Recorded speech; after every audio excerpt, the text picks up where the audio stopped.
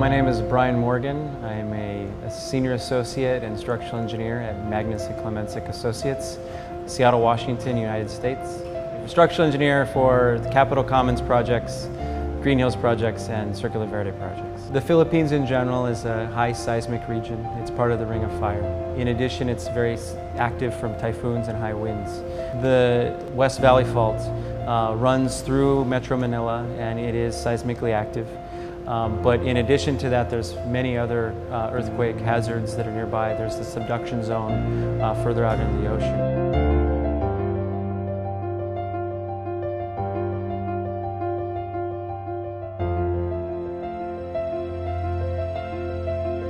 The goal of any design, high-rise or otherwise, is to provide a safe, habitable building that can resist these natural forces upon a structure. So we have engaged some of the world's best consultants to help us determine the seismic hazard at all of these sites. When we design for a building that's close to a fault, we're actually not designing just for a particular earthquake that might occur on that particular fault. We're also including faults that are 200 kilometers away that might be able to produce a larger earthquake, for example. So all of these faults go into very advanced computer modeling and prediction and develop a seismic hazard specific for that site.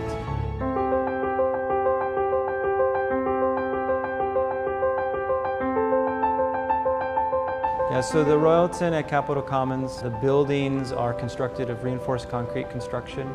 The lateral system of the building is a central ductile concrete core, the spine of the building, and extends all the way down to a reinforced concrete mat foundation that is socketed into the rock.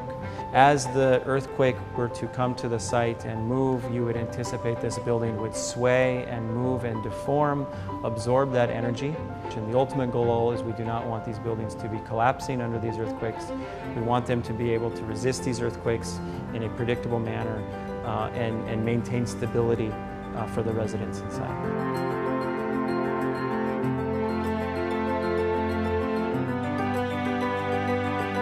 So the Imperium is very similar. Again, it's concrete construction. It is a more slender building than its counterpart, the Royalton. It uses a similar concrete core system, but it also utilizes an outrigger system to give it greater stability. What you'd anticipate in this building is that, again, its stiffness and strength are adequate for moderate and large wind forces.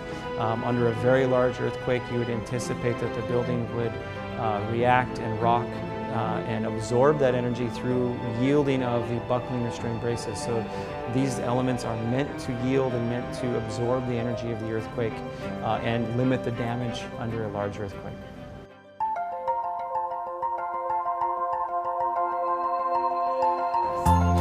So Maven, again, is reinforced concrete construction. The two towers, one of them is approximately 200 meters tall, the other is 130 meters tall. The buildings will use this shear wall, core wall system as its spine, its stiffness. When lateral loads from wind or seismic hit the building, the core resists these forces. It has adequate strength, it has adequate stiffness, it has adequate ductility, so that when a very large earthquake event were to occur, the building moves and rocks and absorbs that energy dissipation, and then absorbs that energy and dissipates it. Rather than crumbling and failing, it absorbs it through movement, and the goal is to have a building that's safe and standing at the end of a very large earthquake.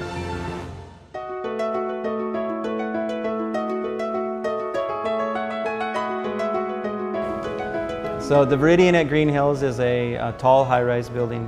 It's constructed of reinforced concrete construction. The lateral force-resisting system is a central concrete core that houses the central services of the building, the elevators and the stairs. It's the spine of the building. It's founded upon a reinforced concrete mat foundation into the rock, a very stable system to take the forces down into the soil. In addition, the building utilizes an outrigger system with buckling restraint braces. The intent of that is to provide greater stiffness and stability of the building, a greater stance. And the detailing of that is such that under wind and moderate seismic, the building is intended not to yield. It's intended to have adequate strength and stiffness to resist those forces. But under a very large earthquake, what you would anticipate is that these buckling restraint braces are intended to yield. Their goal is to yield. Their goal is to absorb the energy that would be imparted upon it, such that under a very large seismic event, the building is able to move and react and absorb the energy such that you have a safe a building that's habitable and can withstand aftershocks and is not collapsed.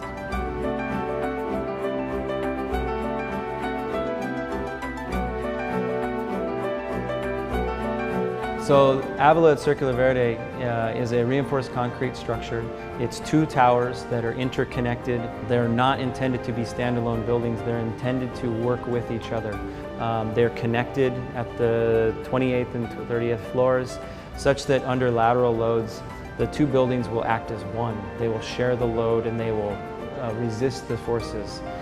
So under wind and seismic load, the building, you would anticipate it that it will react and move and sway under those demands. The goal of which is to have a safe, habitable structure after an earthquake event.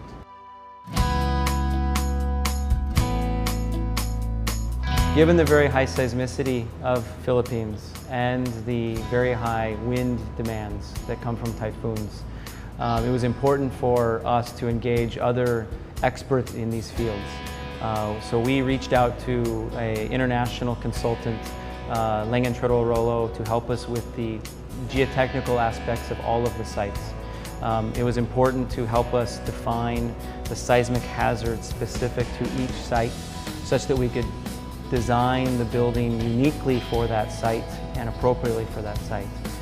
In addition, we engaged a wind tunnel consultant, RWVI, out of Canada, to help us find the wind loading specific to each site. Not only specific to each site, but specific to how the buildings will interact with each other. A building standing alone, it behaves differently than a building amongst a forest of other buildings. And so with these consultants, other international consultants on our side, as the structural engineer, we were able to get very specific and unique demands and loads for each site, both from a seismic and wind perspective, and design the building safely to meet those demands.